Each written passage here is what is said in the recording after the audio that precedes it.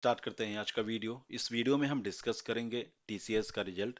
देखेंगे टीसीएस का रिजल्ट कैसा आया है और ब्रोकरेज का क्या एक्सपेक्टेशन था, हमें अभी टीसीएस में क्या करना चाहिए, और फिर इसके बाद डिस्कस करेंगे कि हमको अपने पोर्टफोलियो में आईटी का कौन कौन सा स्टॉक रखना चाहिए ताकि हमको अच्छा रिटर्न मिले। तो सबसे पहले रिजल्ट देखते हैं। तो टीसीएस का नेट प्रॉफिट राइज किया है 11% से ईयर टू ईयर। और अगर रेवेन्यू देखें तो 19% से जंप किया है ईयर टू ईयर। अगर ओवरऑल कंक्लूजन देखें तो रेवेन्यू जो है बीट किया है ब्रोकरेज के एक्सपेक्टेशन को। यहाँ पे आप देख सकते हैं जो एस्टिमेट था उसको बीट किया है रेवेन्यू, लेकिन जो प्रॉफिट आया है उसमें थोड़ा सा डिक्लाइन हुआ है, बिलो द एक्सपेक्टेशन आया है। Profit was below street expectation. और इस बार कंपनी ने 75 रुपीज का डिविडेंड अनाउंस किया है जो कि काफी अच्छा अमाउंट है, जिसमें कि 67 rupees as a special dividend announce किया है। आगे डिटेल में देखते हैं। तो इस बार जो टोटल प्रॉफिट आया है वो 10,883 आया है। लास्ट ईयर सेम क्वार्टर में था 9,806 करोड़ का। तो 10.98% से जंप किया year two year net profit. अगर क्वार्टर टू क्वार्टर देखें तो 4% से जंप किया है। अगर रेवेन्यू की बात करें तो इस बार टोटल रेवेन्यू आया है 58,229 करोड़ और लास्ट ईयर आया था 48,885 करोड़। तो revenue year two year jump किया है 19.11% से, जो कि ह्यूज अमाउंट होता है। अगर क्वार्टर टू क्वार्टर देखें तो 5.3% से जंप किया है। तो रेवेन्यू जो है एक्सपेक्टेशन को बीट किया है, लेकिन प्रॉफिट में थोड़ा सा डिक्लाइन दिखा है। और की पॉइंट्स देख लेते हैं।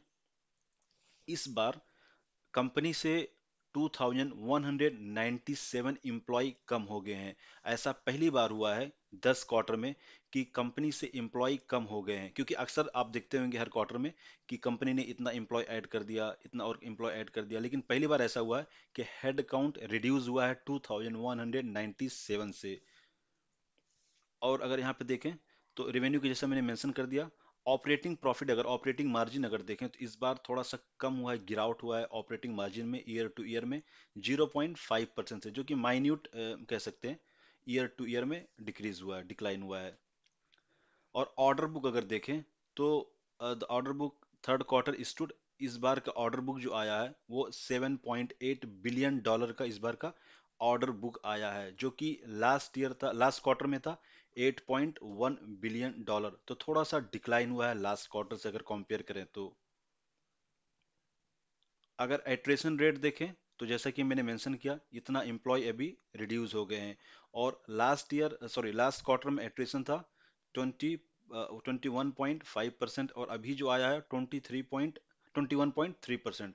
तो थोड़ा सा एट्रेशन में कमी हुआ है, डिक्लाइन हुआ है थोड़ा सा, जो कि पॉजिटिव पॉइंट है। यहाँ पे आप देख सकते हैं बाई 6% से।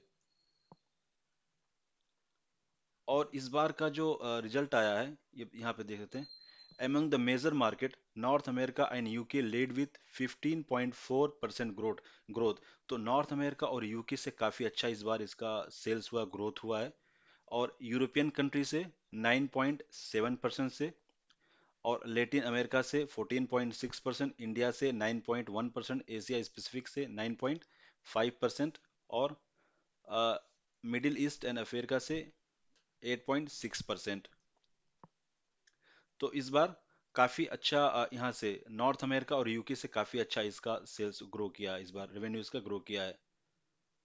अगर ग्रोथ की बात करें तो रिटेल एंड सीपीजी से 18.7% हुआ इस बार, और life science and health vertical से 14.4% से, कम्युनिकेशन एंड मीडिया से 13.5, टेक्नोलॉजी सर्विस से 13.6, मैन्युफैक्चरिंग से 12.5, और बीएफएसआई से 11.1%। तो ओवरऑल रिजल्ट ओके ओके कह सकते हैं। थोड़ा सा गिरावट हुआ है उसके प्रॉफिट में। डिविडेंड को तो मैंने ऑलरेडी बता ही चुका आपको। तो डिविडेंड प्रॉफिट में थोड़ा सा गिरावट हुआ है। तो देखना होगा कि लोगों को कितना पसंद आता है रिजल्ट इस बार का। अगर इसका ईपीएस देखें तो ईपीएस इसका जंप किया है। अगर इसका ईपीएस देखें क्वार्टर टू क्वार्टर, तो इस बार इसका ईपीएस आया है 29.64। लास्ट क्वार्टर में था 28.51 और लास्ट ईयर था 26 के पास। तो ईपीएस इसका ग्रो किया है, जंप किया है।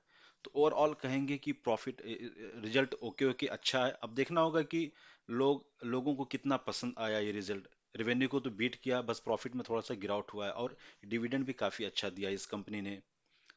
तो अगर हम इसका लेवल्स अगर देखें कि आपको कहाँ बाई करना चाहिए, अगर आपके पास एक भी शेयर नहीं है तो आप चाहें, इसका पहला सपोर्ट है 3200 पे, पहला सपोर्ट है, तो आप चाहें यहाँ पे बाई कर सकते हैं, नहीं तो थोड़ा सा वेट कीजिए। 3150 पे इसका एक मेजर सपोर्ट है, दूसरा सपोर्ट है, यहाँ पे आप चाहें तो फ्रेश बाई कर सकते हैं। तो 3200 पे या 3150 पे आप फ्रेश बाई कर सकते हैं। अगर आपके पास ऑलरेडी है तो आप चाहें 3000 पे आप ऐड कर सकते हैं, यहाँ पे 3000 के आसपास ऐड कर सकते हैं। तो अगर आईटी सेक्टर में अगर देखें कि किसमें सबसे अच्छा रिटर्न मिल रहा है, तो आपको मैंने कई बार डिस्कस किया है, एल टी आई एम में आपको सबसे अच्छा रिटर्न दिखेगा। आप यहाँ पे देख सकते हैं, इसमें सबसे, अभी डिस्काउंट की बात करें तो इसमें 41.29% का डिस्काउंट है, और टीसीएस में जस्ट 17.93% का डिस्काउंट है। तो अगर इसमें सेल्स की बात करें 3 ईयर में, तो सबसे अच्छा आपको एल टी आई एम में दिखेगा, प्रॉफिट भी सबसे अच्छा दिखेगा, सेल्स 5 ईयर में सबसे अच्छा दिखेगा, प्रॉफिट भी 5 ईयर में सबसे अच्छा दिखेगा, रिटर्न भी सबसे अच्छा दिखेगा, 3 ईयर और 5 ईयर में सबसे अच्छा दिखेगा। इवन कि इस कंपनी पे सबसे अच्छा कर्जा है, सबसे अच्छा इसके ऊपर, सबसे कम, सॉरी, सबसे कम कर्जा इस कंपनी के ऊपर है, डेब्ट सबसे कम है। तो एल टी आई एम में काफ़ी अच्छा डिस्काउंट अवेलेबल है, और कंपनी काफ़ी अच्छा परफॉर्म कर रही है। एल टी आई और माइंड ट्री अभी मर्ज होकर L T I mind tree बन चुकी है। तो आप चाहें तो आप इन्फोसिस या टीसीएस में कोई बाई कर सकते हैं आप, या इन्फोसिस टीसीएस में कोई कंपनी बाई कर सकते हैं, एल टी आई एम में बाई कर सकते हैं, और टाटा इलेक्सी आप चाहें तो बाई कर सकते हैं।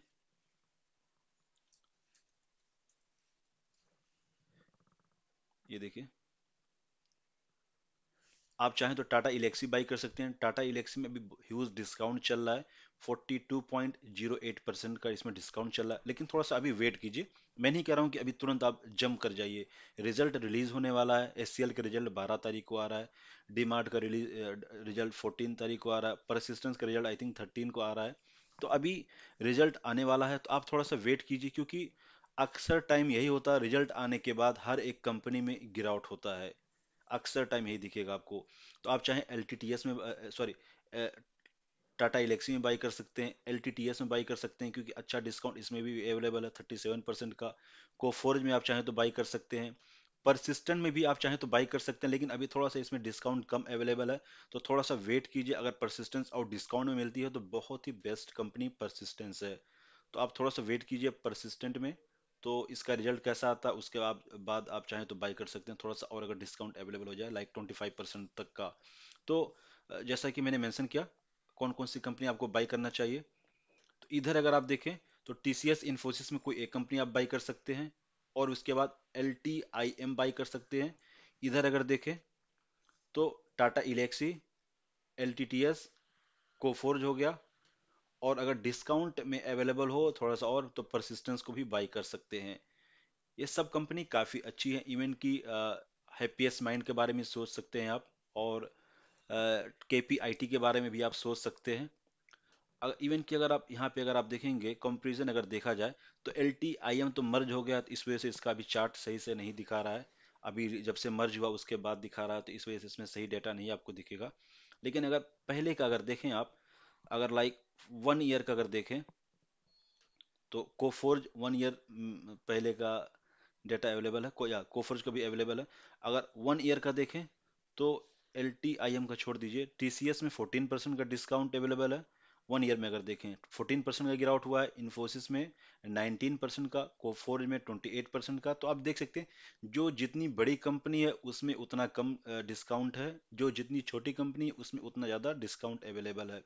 टीसीएस सबसे बड़ी है, कम डिस्काउंट है, इन्फोसिस उससे छोटी है, उसमें और ज़्यादा डिस्काउंट है, कोफोर्ज और छोटी है, उसमें और अच्छा डिस्काउंट है। और निफ्टी 50 को देखें तो 1 ईयर में 0.54 का इसमें पॉजिटिव में है। अगर 5 ईयर का देखें तो 5 ईयर में आपको लाइक कोफोर्ज का तो डेटा अवेलेबल नहीं होगा, क्योंकि कोफोर्ज 2020 में लिस्ट हुई है। तो अगर टीसीएस का देखें तो 128% का इसमें रिटर्न मिला है, इन्फोसिस में 175% का रिटर्न मिला है, और कोफोर्ज 2 ईयर में 100% का रिटर्न मिला है, और निफ्टी में जस्ट 69% का रिटर्न मिला है। आप देख सकते हैं ये सारी कंपनीज काफी अच्छा परफॉर्म की है। एल टी आई एम यहाँ पे अवेलेबल नहीं है, दिखा नहीं सकता, नहीं तो उसका रिटर्न और ह्यूज है, बहुत ही अच्छा है उसका रिटर्न। तो आप चाहे इन सारी कंपनीज को आप सेलेक्ट कर सकते हैं, आपको जो बेहतर लगे। मैं ये नहीं कर रहा हूँ कि सबको सेलेक्ट कीजिए। एल टी आई एम सोच सकते हैं, टीसीएस इन्फोसिस उनको एक सोच सकते हैं, टाटा इलेक्सी आप सोच सकते हैं, एलटीटीएस देख सकते हैं, कोफोर्स देख सकते हैं। तो ये सारी कंपनीज काफ़ी अच्छी हैं, और अगर आप लॉन्ग टर्म के लिए इन्वेस्ट करते हैं तो काफ़ी बेटर रहेगा। जैसा कि आप जानते हैं कि अभी थोड़ा सा रिसेशन का फियर है, तो मैं भी थोड़ा सा अप एंड डाउन चले दो तीन क्वार्टर। तो अगर आप बाई करते हैं तो ये आप सोच के बाई कीजिएगा कि हम लॉन्ग टर्म के लिए होल्ड करेंगे। तो ये video just for education purpose था। कोई भी कॉल लेने से पहले आप एनालिसिस कीजिए या अपने फाइनेंशियल एडवाइजर से चेक कीजिए। Okay, bye bye, take care.